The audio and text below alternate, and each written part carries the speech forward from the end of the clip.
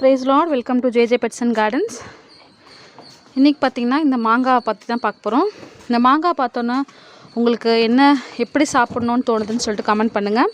சில பேர் வெறும் உப்பு மிளகாத்தூள் போட்டு சாப்பிட்ணுன்னு நினைப்பாங்க, குழம்புல போட்டு சாப்பிட்ணுன்னு நினைப்பாங்க, அப்புறம் ஊறுகாய் செஞ்சு சாப்பிட்லாம், பழுக்க வச்சு சாப்பிட்லாம், இல்லை இனிப்பு பச்சடி செய்வாங்கள்ல, ஸோ அதுவும் பண்ணலாம். ஸோ நிறைய விதத்தில் மாங்காய் நம்ம செஞ்சு சாப்பிட முடியும். நாங்கள் பார்த்திங்கன்னா தொடர்ந்து ஊறுகாய் செஞ்சிட்ருக்கோம், பழுக்க வச்சு சாப்பிட்றோம், அப்புறம் இனிப்பு பச்சடி சாப்பிட்றோம்.